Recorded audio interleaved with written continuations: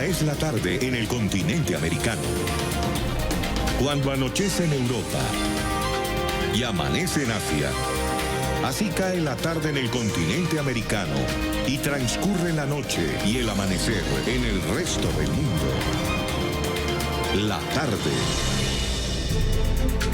Hola, bienvenidos a la tarde de NTN 24, el canal de las Américas. Soy Idania Chirinos. Como siempre, un gusto y un compromiso acompañarlos cada día. Comenzamos cuando son las 4:01, hora Lima, en Perú. Ayer y hoy, parlamentarios de varios países de América Latina han sesionado en Colombia para tratar el tema de Venezuela. Lo han hecho en el Congreso, en la sala o en la Cámara del Senado. Lo hicieron en Bogotá con la participación de más de 20 diputados del legislativo venezolano, diputados que están todos en el exilio. La reunión de parlamentarios en defensa de la Asamblea Nacional busca discutir las acciones que vienen adelantando y cómo se organizarán para trabajar desde afuera, desde ese exilio obligado en favor de la redemocratización y el cese de la usurpación. Al término del encuentro del día de hoy, tuve la oportunidad de conversar con el canciller del gobierno interino de Juan Guaidó.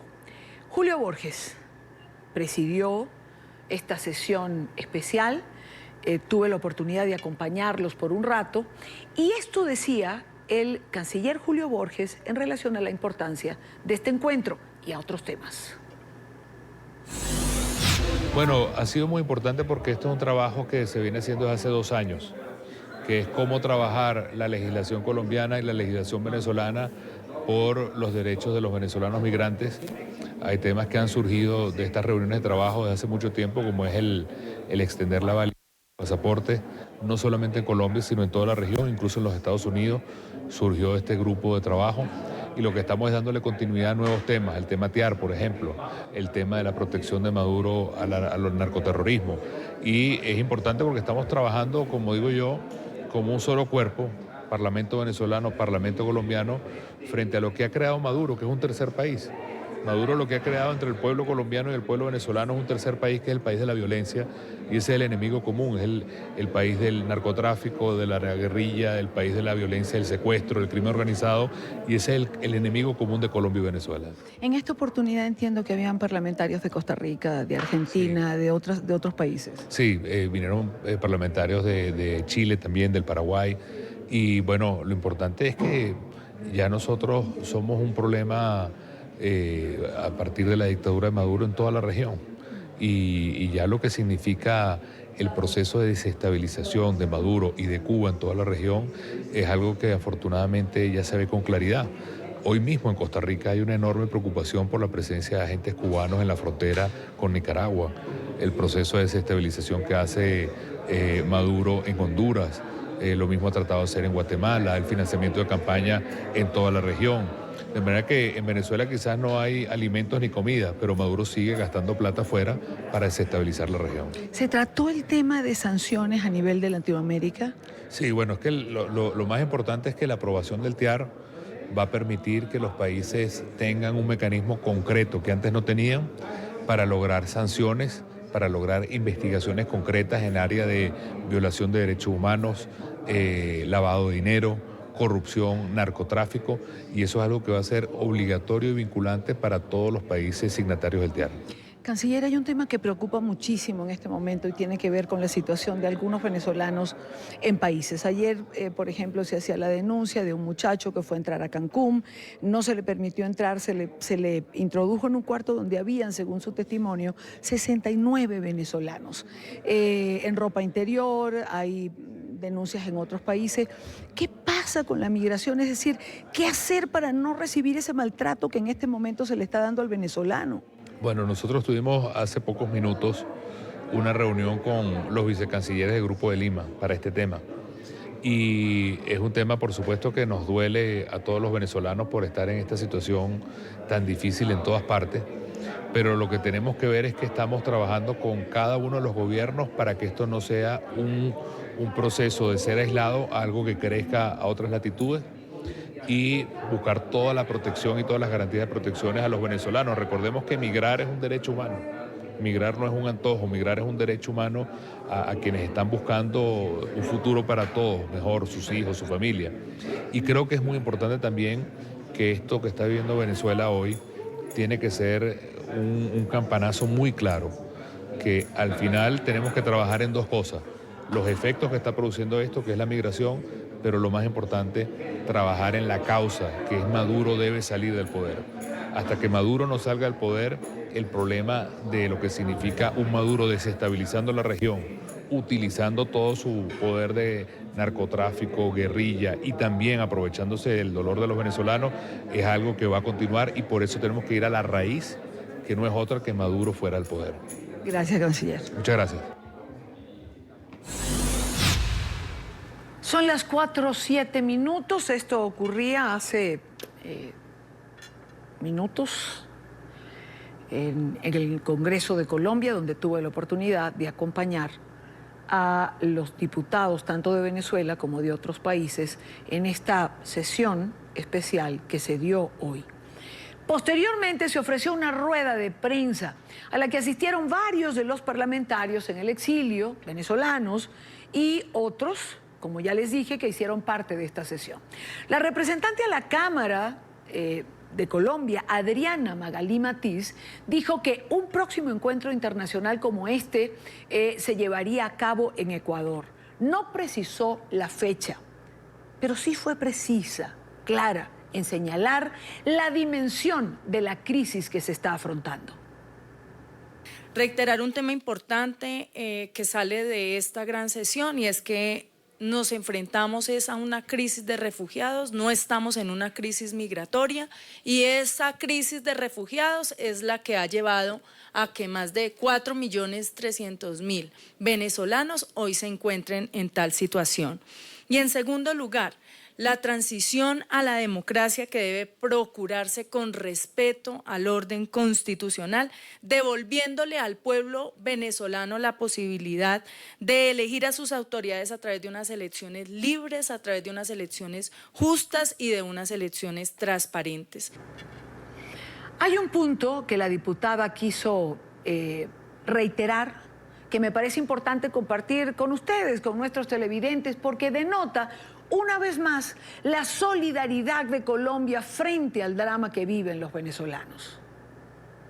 A 26 días de las elecciones regionales en nuestro país, el gran pacto interpartidista que se llevó a cabo con todos los partidos políticos en aras a que los candidatos no utilicen ninguna práctica, lenguaje o discurso que promueva, incite o haga alusión o apología a actos de xenofobia. Me parece supremamente importante reiterar ese pacto interpartidista estos 26 días de elecciones.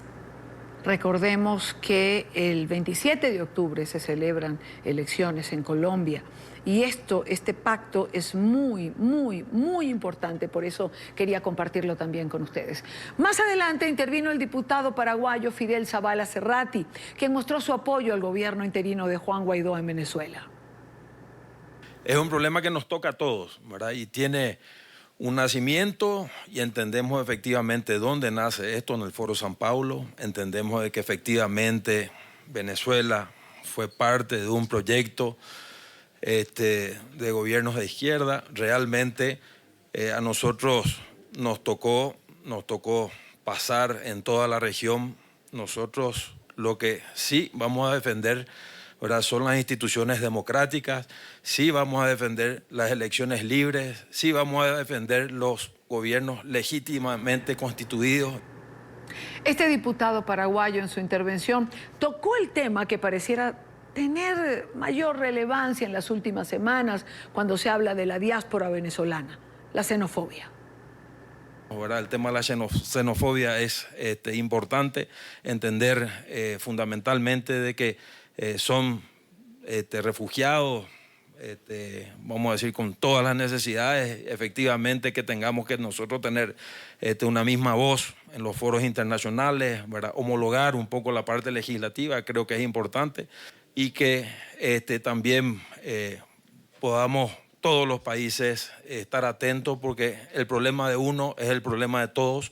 No porque estemos distantes vamos a estar ajenos a los problemas. El problema de uno es el problema de todos, decía este diputado paraguayo, y con esa frase me quedo. A propósito del tema de la xenofobia, una historia se hizo viral en redes sociales. La colocó en su cuenta el periodista venezolano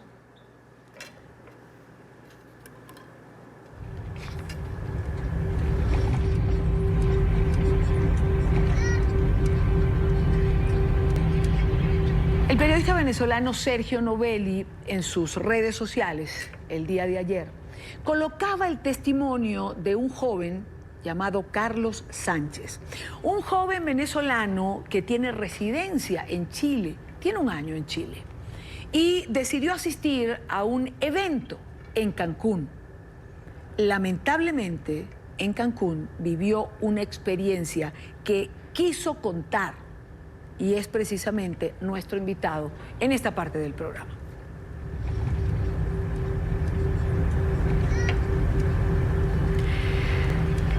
Carlos, bienvenido, gracias por estar con nosotros, gracias por compartir con NTN 24 parte de la historia que te tocó vivir.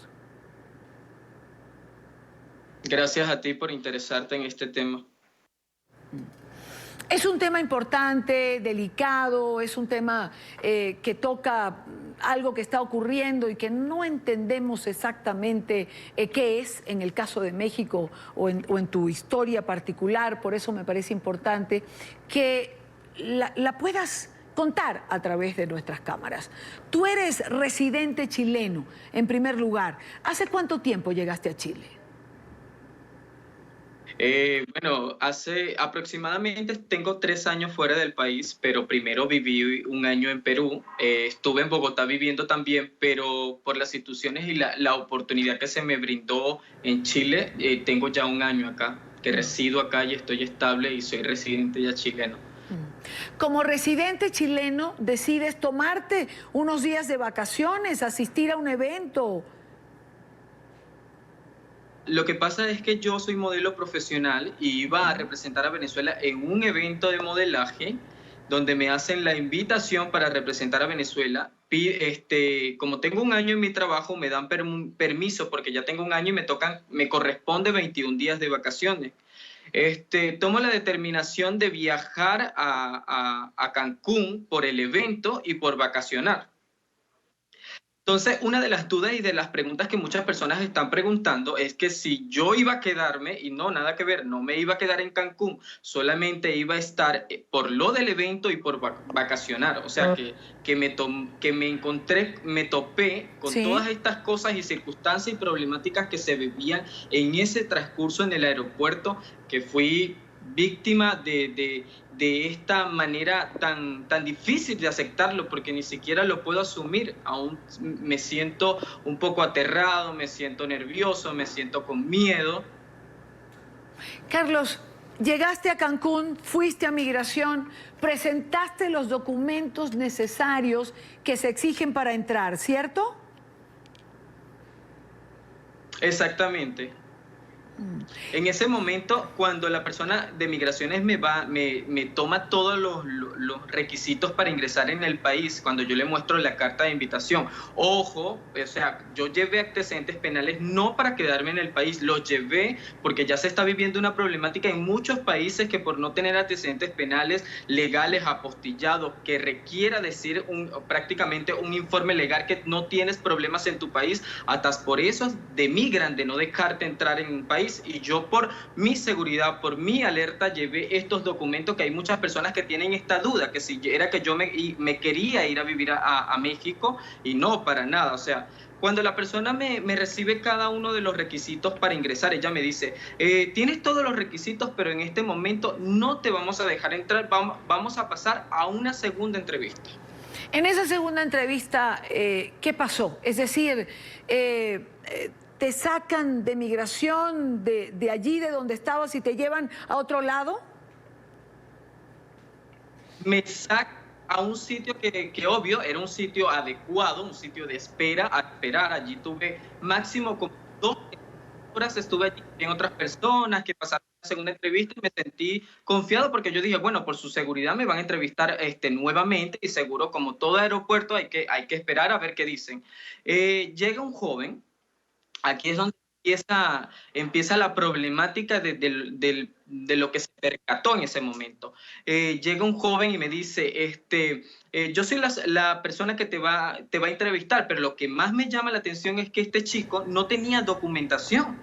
O sea, te ibas a entrevistar con un desconocido que ni siquiera te da tu nombre, ni siquiera tiene una documentación que pueda requerir y asegurarme de que era migraciones.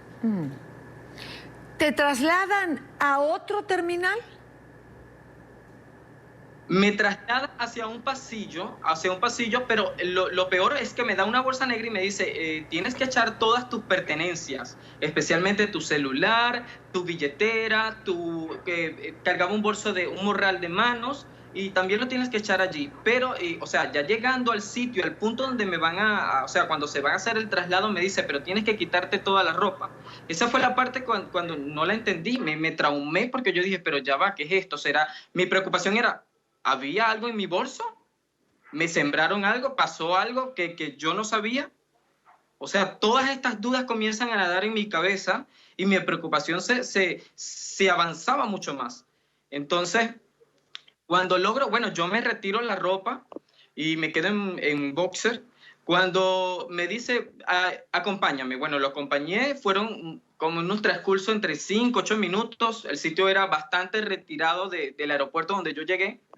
Y supuestamente yo le pregunto, ¿pero a dónde vamos? No, vamos a un segundo terminal. Eso fue lo que me dijo. Seguimos caminando. Cuando llegamos al sitio donde prácticamente me hizo entrar a la fuerza. Cuando me hace entrar a la fuerza, vienen un montón de personas como que ayudarme, personas que buscaban la manera de salir, de gritar. Era de película, de verdad. Y en ese momento, cuando me dejan entrar, me dice, ¿eres venezolano?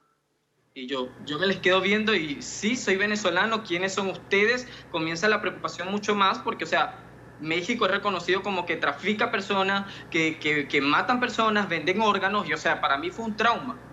Y ahí comienzo a escuchar los testimonios. Todos eran venezolanos. Habían 70 venezolanos, incluyendo los 10 niños, ahí en la lista de 70. Y entonces no me lo explicaba. O sea, no entendía qué estaba pasando, por qué motivo nos retenían allí. Unos me contaban, me daban testimonio que salieron desde Caracas, Venezuela, e hicieron escala en Panamá. Y nada más ingresaban allí venezolanos. ¿Cuántos días, Carlos, tenía la gente que estaba allí en esa habitación a la que te llevaron?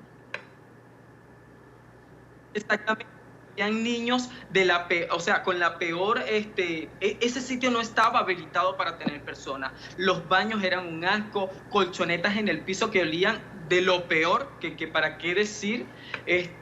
Han aparecido, bueno, gracias a Dios, que hay personas que dicen que yo soy un enchufado, que quiero ganar fama, o sea, muchas cosas han dicho cuando sale a la luz todo este tema. Es lo que trato de percatar y trato de hacerle entender a las personas, es que no busco hacerme famoso, solamente soy una voz o sea, y quiero compartir esto porque lo viví con carne propia, con mi propio sentir, con mi propia vista, lo sentí, lo viví. O sea, no me explico que me dieron la posibilidad de poder prácticamente salir de ahí huyendo, quedándome callado, porque ese fue el trato de que no hablara, porque si no me desaparecían de cualquier parte del mundo. Sin embargo, yo con el temor de que aún tengo temor de salir a la calle, de que aún tengo temor de que le tomaron copias a mi pasaporte, de que me amenazaron diciéndome que ellos iban a colocar en mi pasaporte una alerta migrante para que no me dejaran entrar en varios países. Me quitaron mi teléfono sin mi consentimiento. Claro. Y borraron fotos, borraron videos.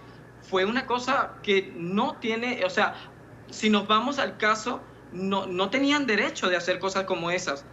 Una segunda entrevista y se salió de todo el contorno. Claro, claro. Es que es una historia con tantos elementos que uno no entiende.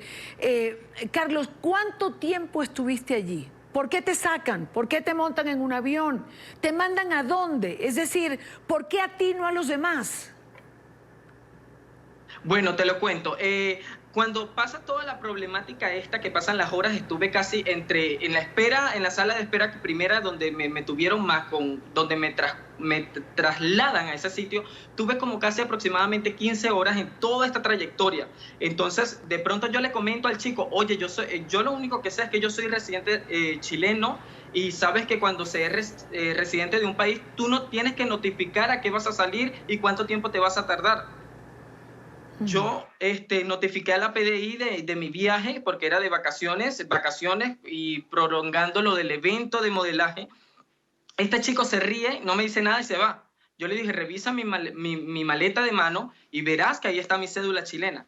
Cuando él toma la cédula chilena se ponen como nerviosos, comienzan a correr, me sacan rápidamente al mismo pasillo donde me transitaron. Y me dicen, mira, te tenemos una propuesta. Tú nunca viste nada, nunca escuchaste nada, te vamos a regresar a Chile, pero con la condición de que vas a hacer una escala en Lima y que nunca comentes nada. Esto nunca pasó.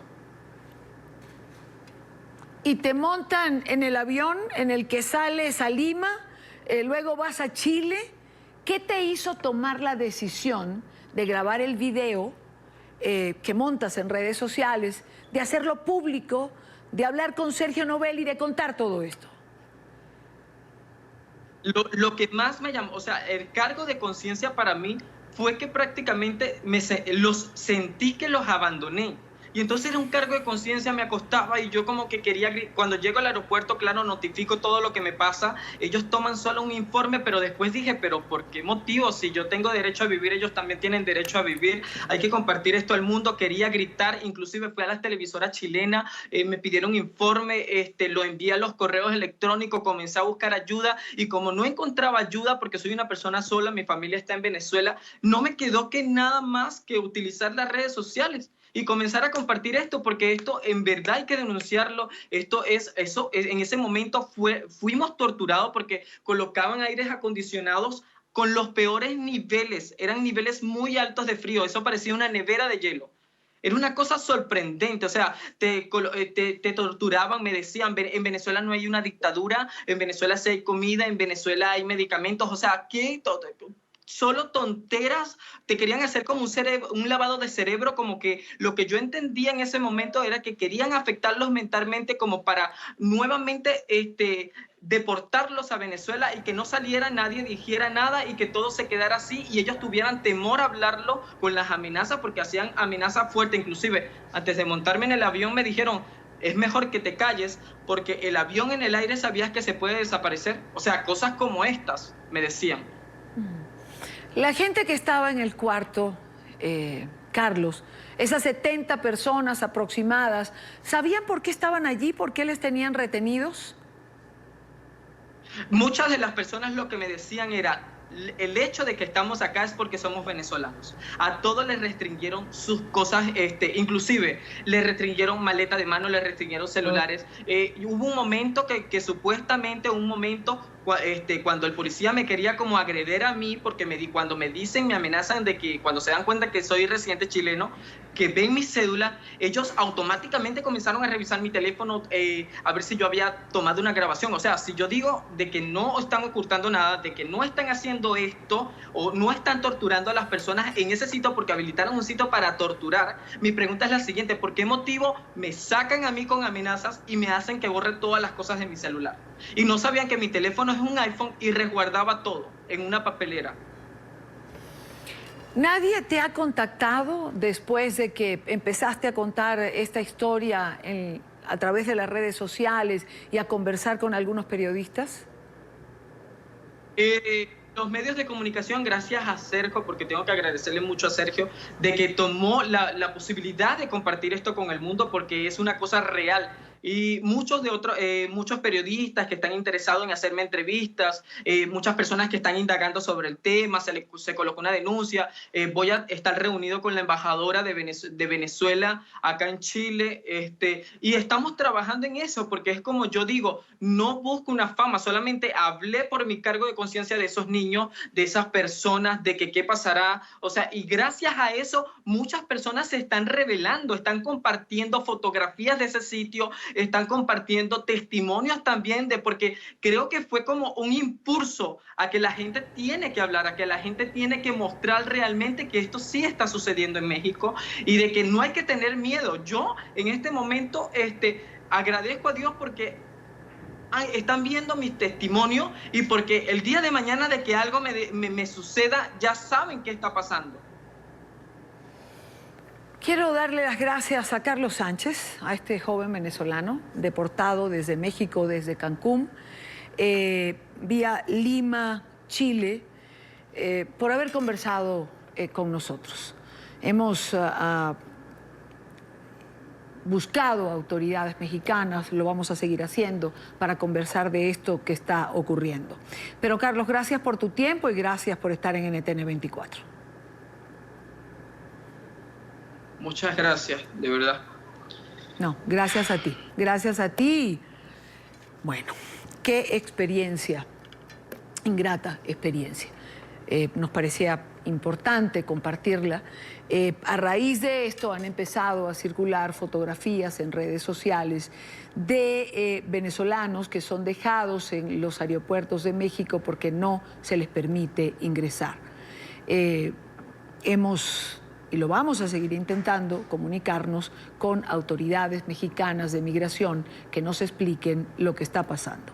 Pero no quiero terminar esta parte del programa con la sensación de que todo es negativo, de que la reacción de xenofobia hacia los venezolanos ocurre en todos lados.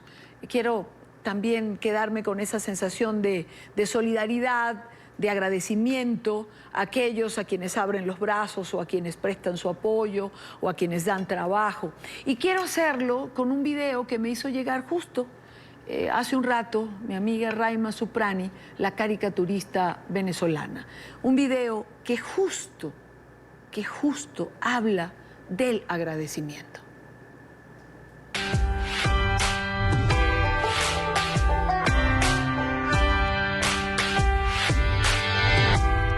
Migrar no es un crimen.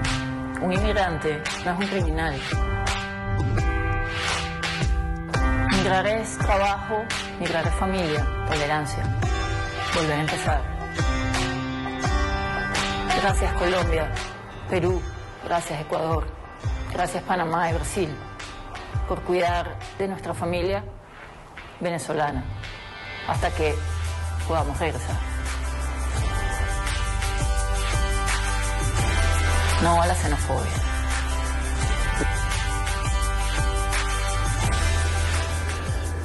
Es una de nuestras mejores caricaturistas. Se hizo este video, por supuesto, con varias de sus caricaturas. No a la xenofobia. Y gracias a todos aquellos que han abierto sus puertas y que han sido solidarios con esta diáspora obligada. Los venezolanos no se han ido del país por gusto, se han ido para salvar su vida ya en esta última etapa y en esta última ola. 5:29 minutos, hora costa este. Revisamos otros temas que son noticia en la agenda informativa de este día. Es noticia la fuga cinematográfica protagonizada por la excongresista colombiana Aida Merlano, condenada a 15 años de prisión por corrupción. En video quedó registrado el momento en el que Merlano baja por una soga desde el tercer piso de un edificio en el que asistía a una cita médica y se sube a una moto que la estaba esperando, se coloca un casco y se va. Hace minutos se conoció esta nueva grabación que está en pantalla y la que se ve el momento previo a lanzarse por la ventana. Vemos que abandonan el consultorio, la soga, la cuerda roja la tenía en la mano y por supuesto se lanza por la ventana. Este video se ha conocido hoy, hace minutos, y queríamos compartirlo con ustedes. La vergonzosa fuga quedó registrada en videos de seguridad. Aida Merlano, vestida totalmente de blanco, utilizó una cuerda de seguridad para saltar por una ventana desde el tercer piso de un consultorio odontológico en Bogotá. Su caída fue aparatosa. Varios transeúntes la vieron caer. Una motocicleta la esperaba para emprender su huida. El conductor le pasó un casco antes de acelerar. Estas fotografías muestran el consultorio donde se encontraba Merlano y la cinta que utilizó para fugarse. La excongresista fue detenida en marzo de 2018. Era vigilada por 10 guardias equipados con armas de largo alcance, pero desde mayo pasado le bajaron el nivel de seguridad y en el momento de su fuga, este martes, solo era custodiada por una guardia. Y mejor preparados que la compañera que se enfrentó ayer a esta fuga. Pensamos nosotros que desde este acto administrativo lo estaban planeando y lo bajaron de nivel de manera ilegal y de manera irregular porque ya debía estar en el nivel 1 de alta seguridad. Las autoridades penitenciarias creen que en la fuga hubo participación de empleados del consultorio odontológico, de acuerdo con la versión ofrecida por la guardia que vigilaba a Aida Merlano. Que en el momento antes de que ella se percata de la fuga, la asistente del odontólogo empezó a hacer la charla, a distraerla, y de un momento a otro el odontólogo salió con 2 personas más que estaban escondidas dentro del consultorio antes de que llegara la guardia. Por eso la denuncia de que el centro médico y que el profesional de la salud se prestó para la fuga de Aida Merlano. ¿Quiénes eran esas 2 personas? Al parecer son familiares de ella. Investigan por qué la cita odontológica duró 4 horas y quién le suministró a Merlano el uniforme blanco con el que finalmente escapó. Para nosotros es evidente una participación del ortodoncista, pero por supuesto, quien adelanta la investigación y determina el acervo probatorio que da con firmeza la eventual participación de esta persona y de algunos allegados a su familia, quienes están siendo plenamente identificados en este momento, será la Fiscalía General de la Nación. La excongresista está condenada por la Corte Suprema de Justicia a 15 años de prisión por los delitos de concierto para delinquir y corrupción al elector. Aida Merlano hacía parte de una red de compra de votos con la que buscaba pasar de la Cámara de Representantes al Senado en las elecciones de 2018. Es noticia la marcha por la matanza del 2 de octubre de 1968 en México. Ciudadanos asisten a la conmemoración de este caso registrado en Tlatelolco y que luego de una pelea de estudiantes terminó en el asesinato de al menos 325 jóvenes. En horas de la mañana, en su conferencia matutina, el presidente Andrés Manuel López Obrador pidió que se manifiesten en paz y que si no, tomaría medidas disciplinarias.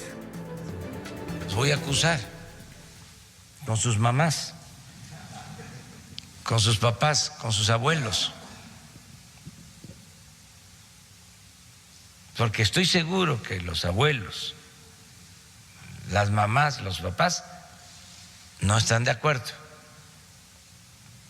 Me dejo de llamar Andrés Manuel. Es noticia la crítica del presidente ruso Vladimir Putin al activista por el medio ambiente Greta Thunberg. Durante un foro energético titulado Asociación Energética para el Crecimiento Sustentable, celebrado en Rusia, el presidente dijo que nadie le ha explicado a Greta que el mundo moderno es complejo y diferente y que la gente en África o en muchos países asiáticos quiere tener el mismo nivel de riqueza que tienen en Suecia. Entonces le recomendó a la joven sueca que vaya y les explique a los países en vías de desarrollo por qué deberían seguir viviendo en la pobreza y no ser como Suecia. A propósito de la petición de Greta de limitar el uso de combustibles fósiles. Firmamos con más en la tarde de hoy. El presidente de los Estados Unidos, Donald Trump, niega haber dicho que quería llenar una fosa con serpientes y cocodrilos para frenar el flujo de migrantes que entran por la frontera con México. Las declaraciones las publica un artículo del New York Times, de un libro que escribe el Washington Post con declaraciones de al menos 12 fuentes que el rotativo estadounidense mantiene en el anonimato. Emiliana Molina, nuestra periodista en Washington, tiene información. Emiliana. Hola, ¿qué tal? Muy buenas tardes. Pues hace pocas horas culminó la rueda de prensa entre el mandatario estadounidense Donald Trump y su homólogo finlandés.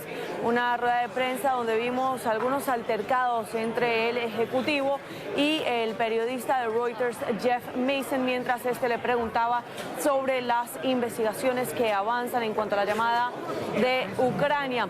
Por otro lado, el mandatario estadounidense Donald Trump no se pronunció el día de hoy sobre la historia que publicó el New York Times en las últimas horas en cuanto al tema de cómo lidiar con los migrantes que intentan ingresar a Estados Unidos.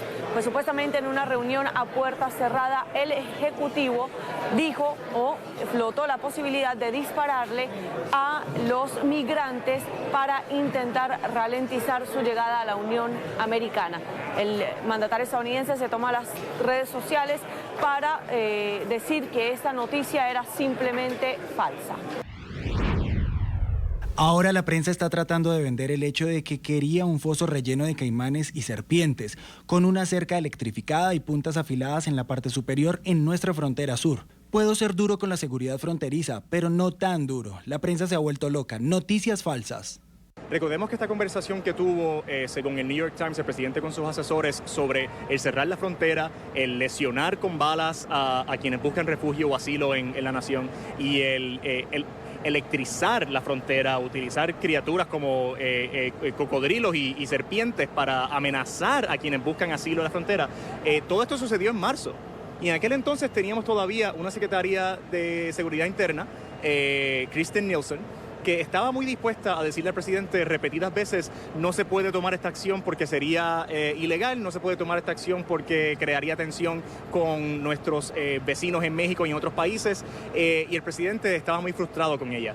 Desde entonces, ¿qué hemos visto? Otras maneras en las cuales el presidente ha buscado aplicar presión y causar crueldad a la comunidad migrante. Expertos aseguran que esto simple y sencillamente no es legal.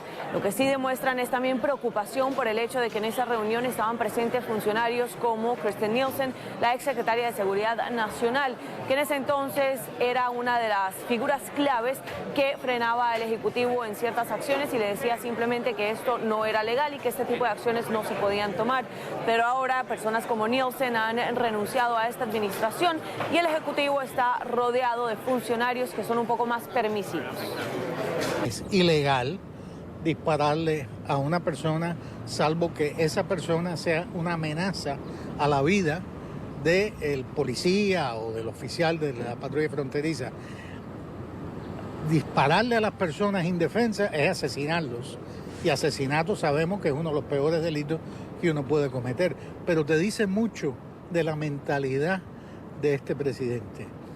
Él piensa que dispararle a los inmigrantes está bien, porque los inmigrantes no son seres humanos, porque no son blanquitos de ojos azules.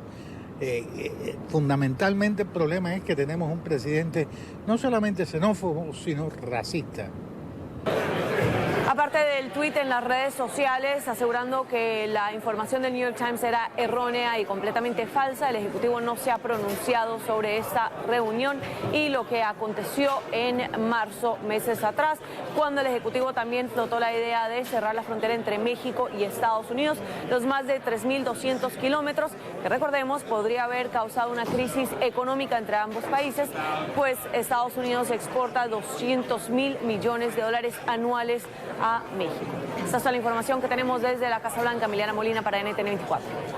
Gracias, Emiliana, por la información. Entre tanto, continúa la polémica sobre la llamada del presidente Trump a su homólogo ucraniano para presionar una investigación contra el hijo de Joe Biden.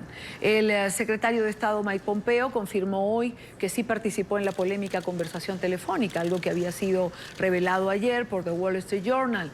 Según el diario, Pompeo fue una de las personas que escuchó la llamada por el lado de Washington. El secretario de Estado aceptó su participación en medio de una visita que adelanta en el Vaticano.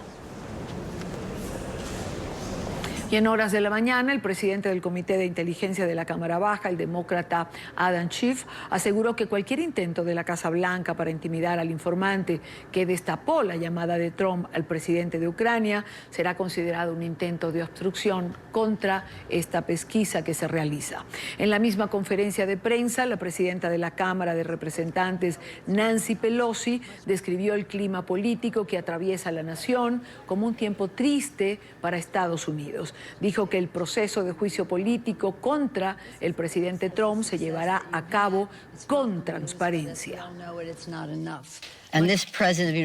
Este presidente de Estados Unidos se está rebajando a un nivel que está por debajo de la dignidad de la Constitución de Estados Unidos. Y nuestros fundadores, ya que el presidente mencionó a los fundadores, pusieron barandillas de seguridad en la Constitución, porque sabían que habría alguien que abusaría de su poder.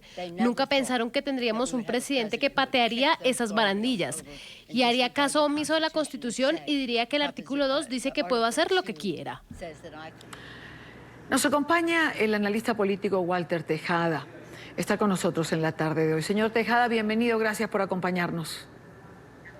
Un gusto estar con ustedes aquí en la tarde. Gracias por invitarme. Yo voy a comenzar haciendo referencia a lo que Nancy Pelosi califica como un tiempo triste para los Estados Unidos. Si usted tuviese que calificar el aquí y el ahora, ¿cómo lo haría? Bueno, primero que la presidenta de la Cámara de Representantes, Nancy Pelosi, está completamente acertada en lo que ella acaba de describir. Tenemos un presidente que se está burlando de la Constitución prácticamente y tiene una mente natural, Donald Trump, una mente natural de un dictador. Como él viene de antecedentes donde como jefe de empresas o millonario, estaba acostumbrado a despachar y a emplear a quien él quisiera y que se le dijeran sí siempre. Entonces no entiende que él, como presidente, trabaja para el pueblo estadounidense y a veces él piensa que nosotros trabajamos para él. Y entonces ese es uno de los grandes problemas que tenemos ahora. Entonces por eso nos encontramos ahora una verdadera crisis en Estados Unidos, una situación muy grave, donde un presidente piensa que es natural decir que le puedan echar balas a los inmigrantes que están buscando asilo, que están buscando socorro en la frontera y que puede poner un foso lleno de caimanes, de serpientes y que ahora viene y niega que lo dijo cuando sus propios funcionarios del Departamento de Seguridad Nacional lo han revelado. Muchos de ellos lo han dicho sin dar su nombre porque tienen miedo a las repercusiones de este dictador que tenemos ahora como presidente. Entonces, quisiéramos usar mejores palabras para describir a nuestro presidente y me duele mucho decir nuestro presidente porque la verdad que nos está avergonzando en los ojos del mundo de la democracia que pretendíamos tener aquí en Estados Unidos. Él pues la está abusando. Entonces es un momento de crisis que estamos viviendo y en particularmente muchos de estos ataques han sido dirigidos a la comunidad latina desde el primer día que anunció su candidatura. Así es que estamos viviendo momentos muy difíciles en Estados Unidos con un presidente que es naturalmente, tiene una mente dictadora. Es decir, en una semana, en algo más de una semana, el ambiente político en Washington se ha enrarecido, por decirlo de alguna forma. Cuando se planteó quizás esta investigación, no una mayoría estaba de acuerdo, pero pareciera que la opinión pública va cambiando y sí piensa que hay que investigar. Sí, correcto, porque uno de los temas, por ejemplo, que a los republicanos particularmente les gusta decir es que son el partido de la ley y el orden o de responsabilidad presupuestaria. Ambos de esos temas pues ahora han sido muy difícilmente comprometidos por las acciones de este presidente y en particular sobre la ley y el orden.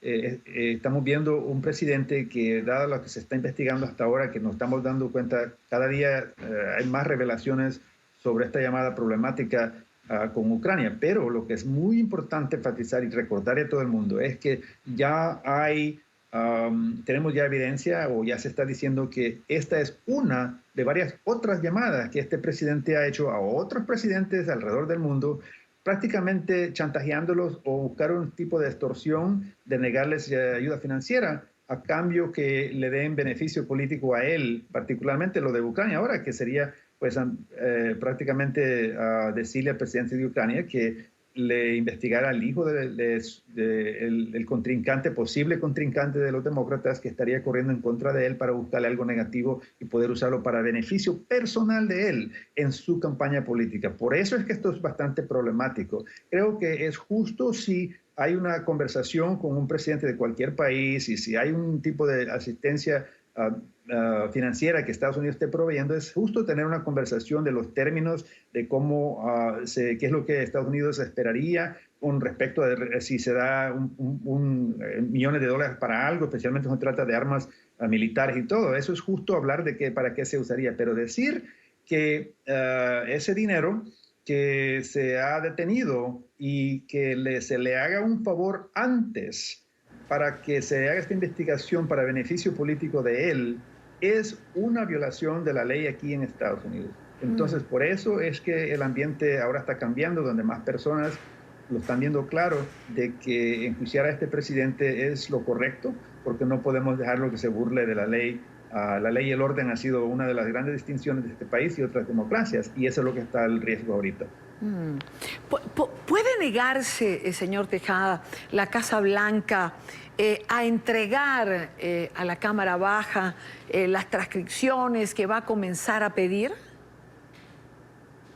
Fíjate que creo que la respuesta inicial de eso es sí, porque ya tienen un antecedente de varias cosas que han negado los citatorios formales legales que el Congreso ha emitido para pedir evidencia en la investigación del investigador Mueller, por ejemplo, y otros en otras situaciones.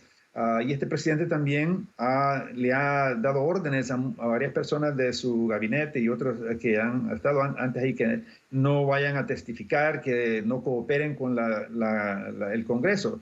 Todo eso es una violación de la ley. Negarte a cooperar con el Congreso es una violación seria. Entonces yo creo que lo que se va a tener que hacer aquí es usar algún par de ejemplos donde alguien que se le pida con un citatorio formal autorizado por la ley para que se presente y testifique y presente evidencia que tenga para el caso y se niegue a hacerlo, va a tener que ser arrestado y ser puesto en la cárcel de una manera para que se vaya viendo, porque es demasiado lo que este presidente vez tras vez ha invocado su poder como presidente, lo cual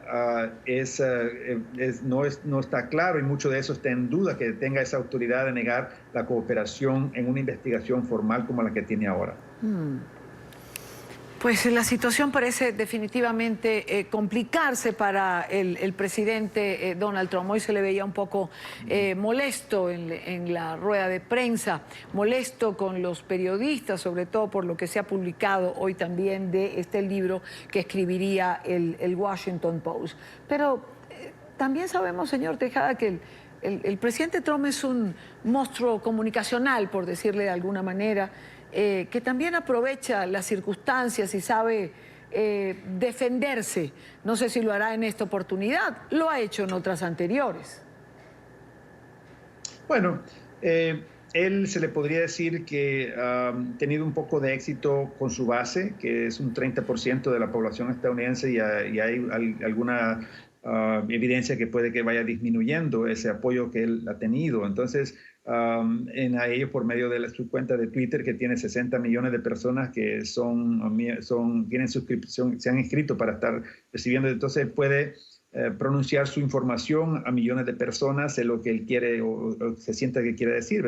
Pero también es importante que se sepa que aquí la prensa no es el enemigo del pueblo, como él muchas veces se le refiere. La prensa tiene la obligación y es su deber de cuestionar cuando hay algo que el público debe de saber, especialmente cuando se trata de una investigación, en este caso posiblemente criminal, por haber puesto en riesgo nuestra seguridad nacional por provecho político para él. Entonces, la prensa tiene todo el derecho, le guste al presidente o no le guste, de cuestionarlo. Y sí, por supuesto que está molesto, porque quisiera que en vez de que le preguntaran estas cosas que son incómodas, que son molestas para él, pero que el público necesita saber, él lo que quisiera es que le dieran piropos, que le estén diciendo cosas bonitas, que está bien, que es un rey, que no sé qué.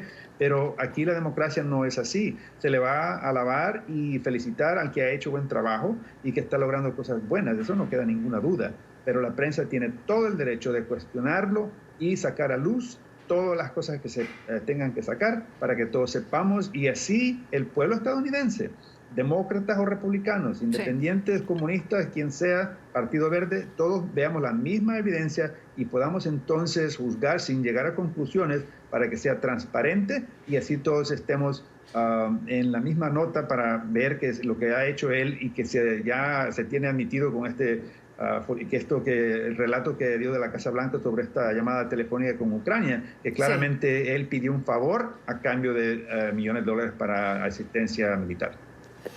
Señor Tejada, muchísimas gracias por estar con nosotros en NTN 24. Gracias por invitarme. Me gustaría hablar de cosas más positivas. Lamentablemente estamos en crisis en Estados Unidos. Gracias por la invitación. No, gracias a usted. Ya vendrán tiempos en que podamos hablar de cosas más positivas. Buena tarde. Muy buenas. Por otra parte, la campaña electoral de Bernie Sanders fue interrumpida. El precandidato demócrata fue hospitalizado de emergencia en Las Vegas, en Nevada, tras sufrir dolores en su pecho. Sanders, de 70 años, fue sometido a un procedimiento cardiovascular tras hallarse una obstrucción en una arteria. El equipo médico se vio obligado a instalarle 2 catéteres, según informó su jefe de prensa. El senador permanecerá en reposo por algunos días por orden médica. Recientemente, el demócrata había cancelado su participación en varias actividades en Carolina del Sur porque había perdido la voz. Pese a su dolencia, los médicos informaron que se encuentra bien. Y con explosivas acusaciones ha despegado el juicio por narcotráfico contra Juan Antonio Hernández, hermano del actual presidente de Honduras. Tras la elección del panel de jurados, fueron entregados los argumentos de apertura por cada una de las partes. La Fiscalía hizo una grave acusación contra el jefe de gobierno de los hondureños. Vamos en directo a Nueva York con Alejandro Rincón. Alejandro, buena tarde. Y Dania, televidentes del Canal de las Américas, buenas tardes. Ha iniciado con una grave acusación este proceso por narcotráfico en contra de Juan Antonio Hernández, hermano del actual presidente de Honduras. Aun cuando se esperaba que solo para el día de hoy tuviera lugar la selección de los jurados a cargo de esta causa, pues el juez Kevin Castell, a cargo de esta causa, ha decidido dar toda marcha a este proceso judicial y se confirmó ya que han tenido lugar los argumentos de inicio tanto de parte de la Fiscalía como de la defensa. En el argumento de entrada de parte del gobierno de los Estados Unidos llegó esa explosiva declaración. Se acusó directamente al actual presidente de Honduras, Juan Orlando Hernández, de haber recibido $1 millón procedentes del cártel de Sinaloa y en persona de Joaquín El Chapo Guzmán, quien recientemente fue declarado culpable por narcotráfico aquí también en la ciudad de Nueva York. Este caso, o justo más bien a raíz de esta grave declaración, es que este proceso judicial promete desde ahora que puede traer más declaraciones que van a ser explosivas para toda América Latina. Justo, de hecho, el proceso recuerda a otro que seguimos en este mismo tribunal, el de los denominados narcosobrinos. A propósito de la conexión sobre estos dos casos y cómo el proceso judicial podría llegar a futuro, hacernos conocer más sobre las redes del narcotráfico en América Latina y su relación con la política, consultamos a una experta en este tipo de temas en la región, quien emitió el siguiente concepto. Vea. Sí, en el caso de los narcosobrinos, definitivamente ellos tenían sus relaciones familiares que les permitían el uso de la infraestructura del Estado y del poder político para realizar acciones y delitos de narcotráfico. En este caso, él es miembro del Congreso de Honduras cuando se le captura, lo que significa que los fiscales señalan que hay un uso abusivo de su posición política, pero también pues el hermano es el presidente de la República. Hasta el momento señala que tiene mucho que ver con el caso de los narcosobrinos, hablan de la misma ruta, señalan los laboratorios, de dónde salía la droga en Colombia, por dónde venía y a través de qué medios era enviada. Este juicio yo creo que va a dejar muchos elementos para el análisis y para ver cómo las redes del narcotráfico están trabajando en América Latina, dentro de los Estados Unidos, porque se están utilizando los mismos elementos y adicionalmente a ello probar que lamentablemente la política en América Latina está vinculada con el narcotráfico en algunos países. Tras la entrega de los argumentos de inicio de parte de la Fiscalía como de la Defensa, se espera que en el transcurso de la mañana este proceso judicial continúe con la primera presentación de los testigos a cargo del gobierno de los Estados Unidos. Es la información que tenemos para ustedes en vivo desde la Corte Federal del Distrito Sur de Nueva York. Continúen con más en la tarde. Gracias, Alejandro Rincón, gracias por el informe y gracias porque ha estado allí en vivo a pesar del aguacero, del fuerte aguacero que se desprendió en Nueva York hace unos minutos. Por favor, a resguardarse. Buena tarde para ti. Alejandro Rincón, allí en Nueva York. Continuamos con más en la tarde de hoy. La preocupación por los migrantes venezolanos y la xenofobia a la que han sido sometidos en varias naciones latinoamericanas crece dentro del gobierno interino de Guaidó. Han rechazado que sean discriminados y sometidos a tratos crueles quienes han tenido que huir de la crisis. El comisionado del gobierno de Guaidó para los Derechos Humanos, Humberto Prado, exigió a los defensores del pueblo de las naciones de la región que constaten estas denuncias. Este es un informe de Luis Laya en Caracas. Rechazamos totalmente la xenofobia que hay con los venezolanos en la región. Y creo que los defensores del pueblo tienen que impulsar una política de educación al país precisamente para que al venezolano lo vean como lo que son, unos hermanos. El comisionado del gobierno interino de Venezuela para los derechos humanos rechazó la xenofobia a la que han sido sometidos muchos de los migrantes venezolanos en países de la región. Recordó que es una migración forzada por la crisis e instó a los defensores del pueblo de esas naciones a defender los derechos y resguardar a los compatriotas. Y por ellos tienen que ser tomados, tienen que ser abrazados, tienen que ser contemplados por parte de cada uno de los gobiernos de estos países. El propio Juan Guaidó señaló que tras recibir denuncias desde Perú y México, se han puesto en contacto con representantes de esos gobiernos para confirmar las mismas y también para proteger a las víctimas. Hemos hablado, han visto la respuesta inmediata no solamente del gobierno encargado de Venezuela, sino la atención de nuestro equipo diplomático, de lo que ha sido la diplomacia en el mundo. Un venezolano de pleno derecho esté donde esté y lo vamos a proteger. Han solicitado a ACNUR que califique a los venezolanos como refugiados para garantizar que no sean sometidos a vejaciones y ampararlos ante las leyes internacionales. Humberto Prado también se refirió a la comisión de la ONU que visitará Venezuela en el transcurso de un año para constatar la situación de los derechos humanos y aseguró que al régimen no le conviene negar su acceso, pues esto tendría consecuencias mucho más graves. Y si se ve que hay obstrucciones para que cumplan su misión, inmediatamente se aprobará la Comisión Internacional de Investigación. Todos los que han torturado, todos los que han desaparecido, todos los que han detenido arbitrariamente en este momento tienen que estar muy nerviosos. Para los ciudadanos es poco lo que ha hecho la comunidad internacional en materia de derechos humanos. Dicen que el mecanismo ha sido lento y mientras esperan, los ciudadanos padecen aún más. Muy lento, un proceso demasiado lento, demasiado. O sea, no sé qué estamos esperando, no sé qué están esperando, pero para beneficio de ellos todo, para nosotros el pueblo nada. Prácticamente el gobierno tiene secuestrado los derechos de todos nosotros los venezolanos. ¿Okay? Acá todos los derechos prácticamente se violan a diario. Prado aseguró que si bien los procesos son lentos, la comunidad internacional tiene su mirada puesta en Venezuela. Así lo confirman los informes de Michelle Bachelet. Además, actúan con pasos firmes para constatar las violaciones, lo cual podría terminar en un juicio en la Corte Penal Internacional. Venezuela es el país del mundo, ni siquiera de la región, del mundo, que está bajo la lupa del sistema universal y del sistema interamericano de los derechos humanos. El comisionado ha señalado que tras el nombramiento de Gustavo Tarre Briceño como embajador ante la OEA se ha reafirmado la participación de Venezuela en la Corte Interamericana de Derechos Humanos, por lo que no pueden evadirse responsabilidades. Desde Caracas, Venezuela, para la tarde de NTN 24, Luis Alejandro Laya.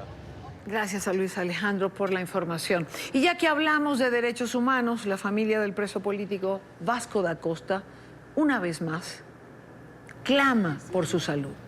Su hermana denuncia que la seguridad del régimen de Maduro no permite el ingreso de medicinas que necesita para su tratamiento de cáncer. Dice Ana María da Costa que negarle medicamento a una persona diabética y con cáncer es simplemente matarla lentamente. Una vez más, quiero darle la bienvenida a Ana María da Costa, hermana de Vasco da Costa, que es nuestra invitada en esta parte del programa. Una vez más, nuestra solidaridad con ella, con Vasco, con su lucha y un reconocimiento al estar siempre presente allí, dando la batalla por Vasco. Ana María, bienvenida. Hola, Idania. No, gracias a ti por siempre ser solidaria con nosotros y con la causa de los presos políticos en Venezuela. Ana María, expliquemos a nuestra teleaudiencia cuál es la situación actual de Vasco, cuál es su estado de salud.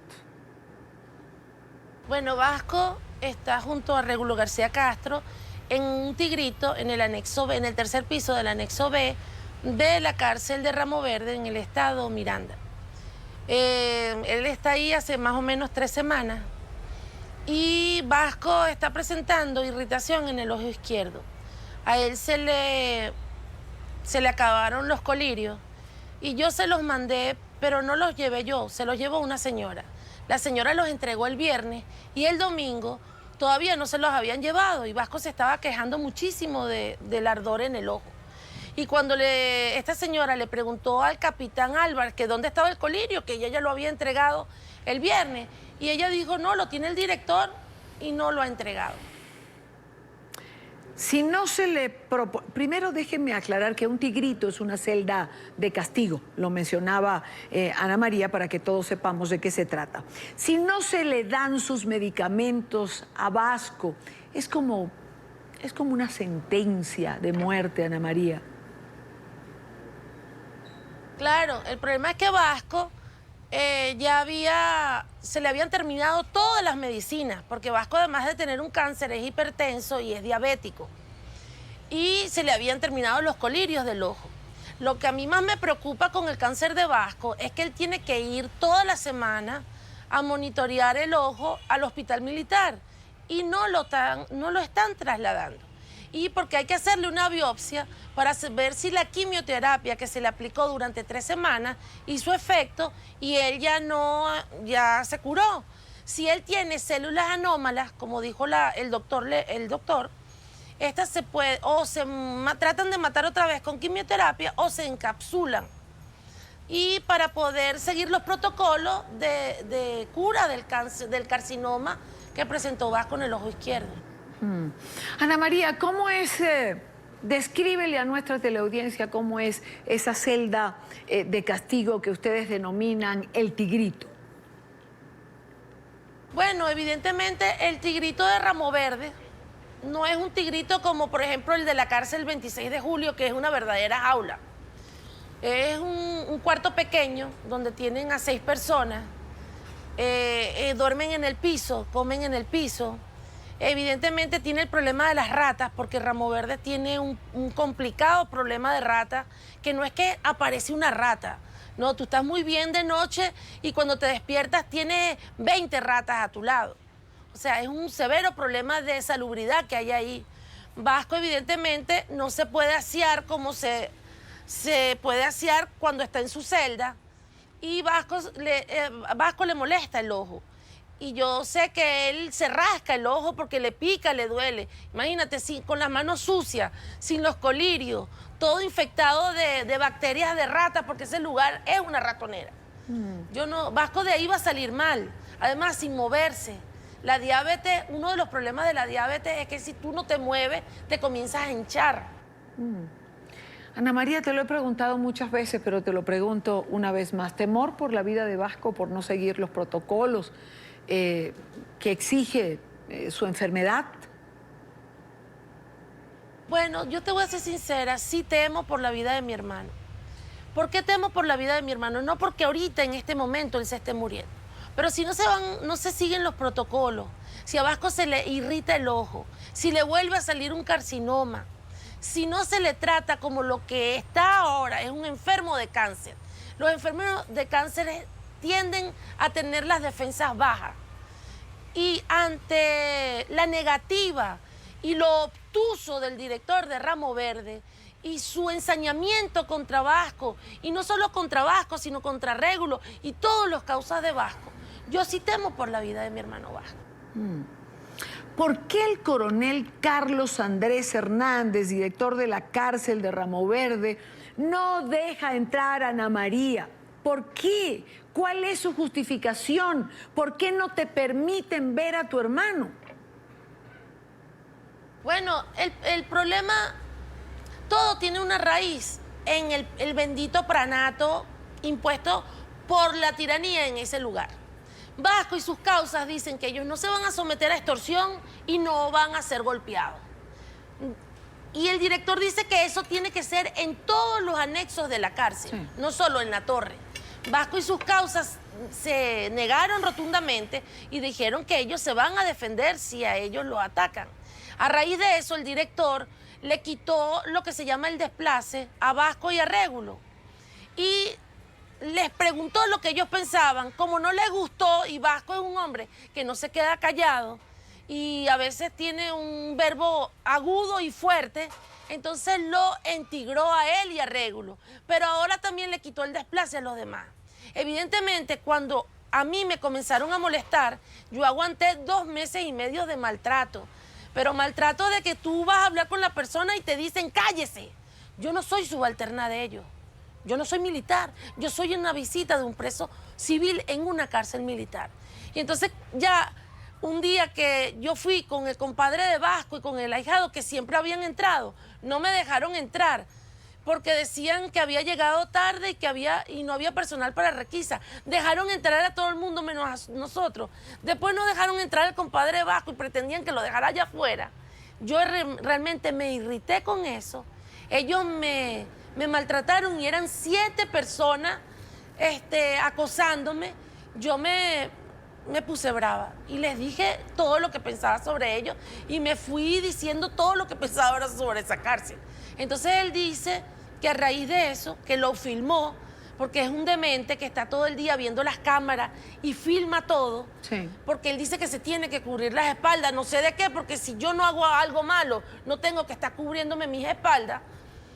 Dice que yo nunca más voy a ingresar en ese lugar y que busquen otra visita para Vasco porque yo nunca más voy a ingresar. Ahora bien, si él dice que las únicas visitas permitidas por la ley somos mi hermano Tony y yo, y que Vasco ni siquiera dice que por la ley ni siquiera puede ser mi cuñada, y si mi hermano Tony, que después de la golpiza que le dio la DGCIN quedó realmente afectado de una pierna y a él le cuesta subir hasta Ramo Verde, y mi cuñada no puede ir y la única visita soy yo y él dice que yo no puedo entrar, ¿cuál es la conclusión? Él quiere dejar a Vasco sin visita. ¿Qué va a pasar, Ana María, si no te dejan ingresar más, si no te dejan ver a Vasco?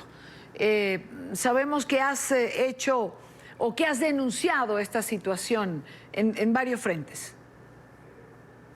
Yo he ido a la fiscalía, fui a DISPEMIL, que es la Dirección de Servicios Penitenciarios Militares. No me aceptaron me dijeron primero que hicieran una denuncia que hice el 19 de septiembre. Y después me dijeron, no pelee con el director ni con nadie, sino venga y haga las denuncias.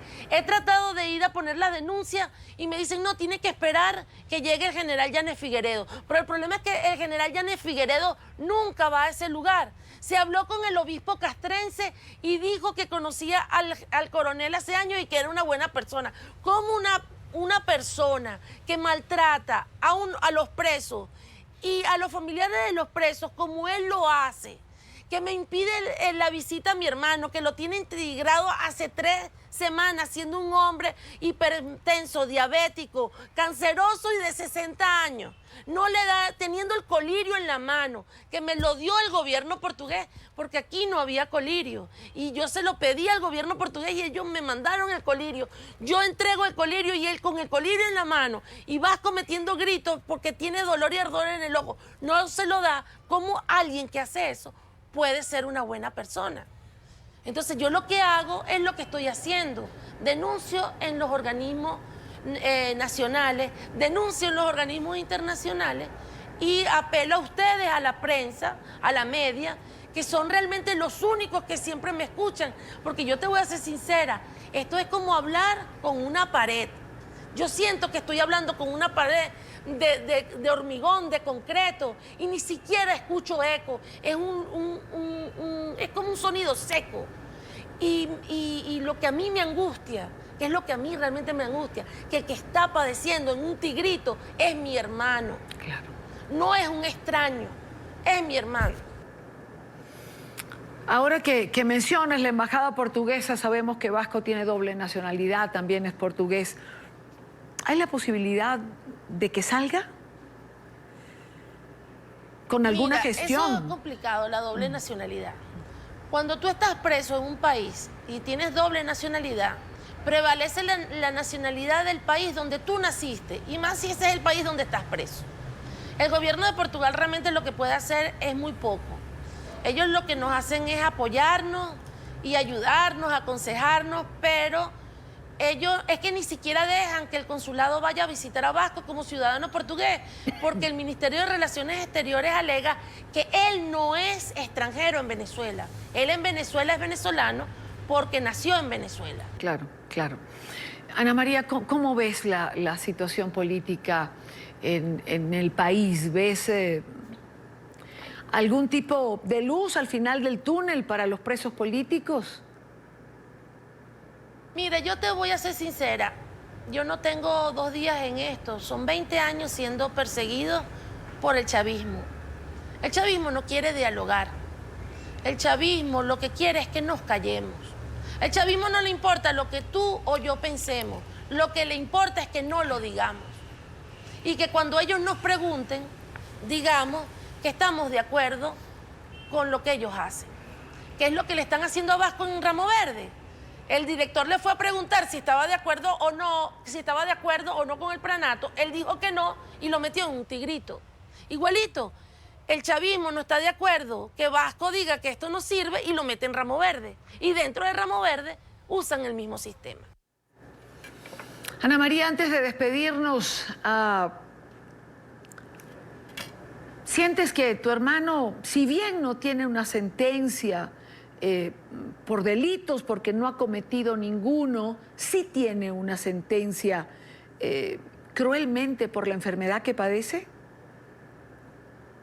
Bueno, Idania, Vasco no ha cometido delito, por eso en 20 años le han hecho tantos procesos que nunca han tenido apertura de juicio, porque es tan ridículo lo que dicen de él, de lo que lo acusan. Si lo quieren condenar, condénenlo y pongan sus escritos y digan esto es delito, pero van a tener que asumir las consecuencias de decir que pensar diferente es un delito. Ahora, no, el cáncer de Vasco tiene un pronóstico favorable, porque el carcinoma no le penetró el globo ocular, que fue lo que vimos en el VM. Por eso yo insistí tanto en que se le hiciera el VM, porque el médico me decía, tenemos que estar seguros si el cáncer penetró o no el globo ocular para que no se contamine. Ahora bien, a Vasco le tuvieron que dejar una raíz del carcinoma en el ojo, porque ellos tardaron mucho, ellos tardaron 2 meses y medio en operarlo, y ese carcinoma creció demasiado. Ese carcinoma, esa raíz se trató de quemar con la quimioterapia, pero no sabemos si se ha quemado o no.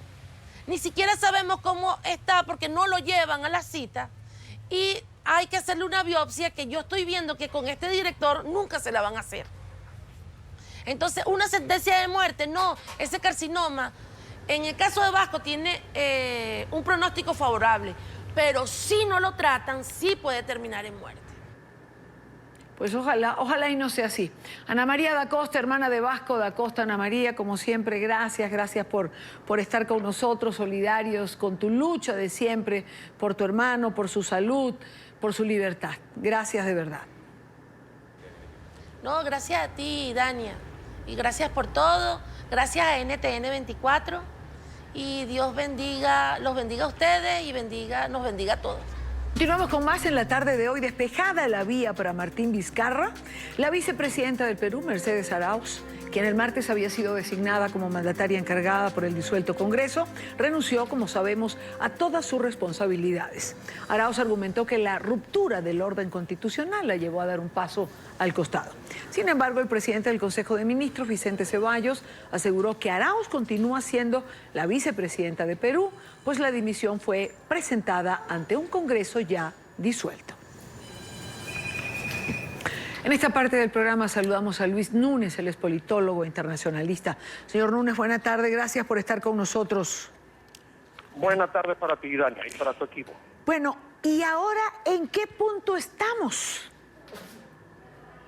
Estamos en un punto, digamos así, gris, que muchas veces tienen las constituciones. Las constituciones muchas veces tienen artículos que de alguna manera son interpretados de acuerdo al punto de vista de cada uno de los políticos. Y en este caso, este punto gris lo va a tener que determinar el Tribunal Constitucional, el Tribunal de Garantías Constitucionales, para lo cual los miembros de la Comisión Permanente del Congreso, que es la que queda mientras el Congreso está disuelto, el Congreso no está cerrado está disuelto. Es algo muy distinto porque en el 5 de abril de 1992 Alberto Fujimori cerró el Congreso. El 30 de septiembre de este año, lo que ha hecho Martín Vizcarra en uso del artículo 134 de la Constitución es disolverlo. Y queda la comisión permanente, porque un parlamento no puede quedar en el aire, y ese parlamento está preparando en este momento lo que ellos llaman una petición de conflicto de competencias para que sea el tribunal más supremo del país, que el Tribunal de Garantías Constitucionales, el que dirima esta situación. Pero el Congreso hoy está disuelto, solo funciona la comisión permanente. Petición de conflictos de competencias. Con la renuncia de la... Sí, es el título. Y claro, además, es decir, el Tribunal Constitucional tiene que interpretar lo que está pasando y darle una respuesta al país. La pregunta sería, o la pregunta es, ¿van a acatar lo que diga el Tribunal Constitucional? Sí, ambas partes han dicho que sí, que van a acatar. Además, no habría otra instancia a nivel nacional. El Parlamento, algún parlamentario rebelde ha dicho, si no nos dan la razón, acudiremos a instancias internacionales. Eso puede ser más un efectismo de palabra. Sí, porque en el fondo, desde el momento en que el presidente decretó la disolución, el artículo 134 le permitió inmediatamente convocar para el 26 de enero del año que viene una elección para elegir 130 nuevos parlamentarios que completen el periodo constitucional legal que terminaría el 28 de julio del año 2021. O sea que supuestamente el 26 de enero los peruanos van a elegir por 1 año y 3-4 meses a 130 nuevos congresistas. Ahora, señor Núñez, con la renuncia de la vicepresidenta Arauz, ¿se invalida de alguna manera la inhabilitación que había hecho el Congreso al presidente Vizcarra? No, de ninguna manera, al menos para ellos, que creen que esa inhabilitación vale. La señora Vizcarra, perdón, la señora Meche Arauz ha dicho ayer que en el fondo ese juramento que ella hizo anteayer fue un gesto simbólico, un gesto político, pero que ella sabe que el presidente Vizcarra y su Consejo de Ministros son los que están gobernando. En sí, yo tengo la impresión que ella se dio cuenta que había hecho lo que llamamos acá un papelón y se devolvió para su casa y dijo, voy a quedar mal ante el exterior, voy a quedar mal en el interior del país, porque hay mucha gente que está, más del 80% de los peruanos están a favor de este cierre, de esta suspensión del Congreso, de esta disolución. Entonces, ella decidió tomar esa medida.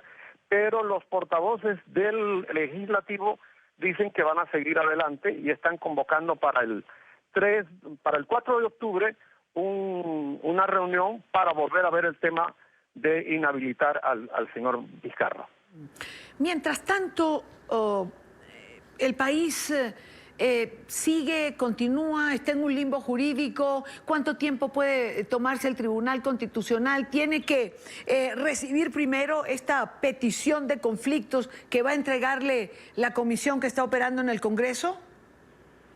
Sí, tienes razón. Estamos en una especie de periodo de confusión porque además el Congreso del Perú, antes de ser disuelto, estaba precisamente discutiendo sobre la nueva incorporación de 6 de los 7 miembros del Tribunal de Garantías Constitucionales, porque se les había vencido el periodo.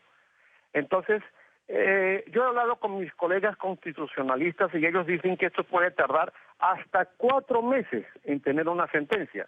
Imagínate tú que son casi los 4 meses que van a correr para las elecciones de los nuevos 130 congresistas. Y un poco antes que tú empezaras tu programa de hoy, que acá en el Perú es muy sintonizado, gracias. De alguna manera el Congreso, por voz de su presidente de la mesa, digamos así, permanente, dijo, bueno, señor Vizcarra, renuncie usted y renunciamos todos. Cosa que nos dejó a los politólogos un poco extrañados, primero porque el presidente Vizcarra hace 2 semanas presentó al Congreso una solicitud para adelantar elecciones y que se fuesen todos, y el Congreso la mandó al archivo. Y hoy, cuando el señor presidente de la Cámara, digamos de la Cámara Permanente, dice, renuncie usted y renunciamos todos, nos extraña porque hay un artículo de la Constitución, el artículo 95, que no permite que un congresista renuncie. Un diputado acá en el Perú no puede renunciar, tiene que terminar su periodo, a menos que sea sustituido en una elección adelantada. Claro, una última pregunta, señor Núñez. Si el Tribunal Constitucional tarda 4 meses aproximadamente, o puede tardar hasta 4 meses, la pregunta es, ¿puede el Perú soportar 4 meses en esta circunstancia? El escenario es que el gobierno gobernaría, digamos, en base a decretos de urgencia, es la figura jurídica, decretos de urgencia. Y la Comisión Permanente del Congreso no tiene el poder para discutir esos decretos de urgencia, sino que los va acumulando porque solamente un pleno del Congreso los puede discutir. Y ese pleno se hará ya con los nuevos congresistas. Idania, el papel, y tú y yo que conocemos un poco de las efímeras democracias latinoamericanas, sabemos que el papel lo aguanta todo. Muchas de nuestras democracias son democracias de papel. Puede haber un escenario Z donde por fin esta gente se deje de pelear, se pongan de acuerdo y digan, bueno, vamos a pasar la página, como se dice aquí, nos vamos todos, se convocan elecciones y se renueva todo, el legislativo y el ejecutivo antes del periodo del 28 de julio del 2021. Bueno, en Perú estamos en el argot periodístico con noticia en desarrollo. Todo puede pasar. Es una noticia en desarrollo y con 900.000 venezolanos que siguen llegando al Perú. Así es, así es. Es una diáspora que se está haciendo inmanejable para los países, pero es una situación en Venezuela que obliga a los venezolanos a huir para sobrevivir. Señor Núñez, le agradezco mucho, como siempre, que esté con nosotros estos minutos. Muy buena tarde para ti, Dani, y para tu equipo. 3 días después de anunciarse la muerte del príncipe de la canción, los hijos de José José finalmente se reconciliaron después de haber visto todo el festival de declaraciones. Esto ocurría tras unas duras acusaciones de unos contra otros, de Marisol y José Joel contra su hermana Sara. Los 3 hijos del fallecido cantante mexicano José José aparecieron el martes frente a la prensa, pero no dieron detalles sobre el paradero del cuerpo del intérprete. Tras un intercambio de duras acusaciones, los 2 hijos mayores, José Joel y Marisol, se reunieron con su media hermana Sara en el Consulado de México en Miami, pero no dieron declaraciones. Después de dialogar y estar juntos con la familia, se tomó la decisión de estar unidos más que nunca para despedir con el honor que se merece, tanto en Miami como en México, al señor José Rómulo Sosa Ortiz, conocido y amado a nivel mundial como nuestro príncipe de la canción, José José. Horas antes de la reunión, José Joel y Marisol habían pedido una vez más a su hermana Sara permitirles despedirse de su padre, e incluso habían exigido que se le practicara una autopsia. El llamado príncipe de la canción falleció el sábado a los 71 años en un hospital del condado de Miami-Dade tras padecer un cáncer de páncreas. Pero los hijos mayores recriminaron a su hermana haberse llevado al cantante de Ciudad de México a Miami, cuando aseguran se estaba recuperando. Con más de 100 millones de discos vendidos, José José es uno de los intérpretes más exitosos en habla hispana. El cantante, quien cedió todos los derechos de su obra a su hija Sara, estuvo distanciado de sus hijos mayores en los últimos años, aunque hubo una reconciliación. Llegamos al final de la tarde de hoy con esta nota, pero también les quiero decir que termina la tarde, comienza la noche. ¿Usted quiere tener todos los detalles de lo que fue la fuga cinematográfica de la ex representante a la Cámara, Aida Merlano, en Colombia? La que se lanzó de un 3er piso con una cuerda roja, se montó en una moto y salió. Quédese con nosotros. Jefferson Beltrán tiene este tema en la noche. Gracias por estar aquí. Mañana nuevamente compartir, analizar la agenda informativa del día.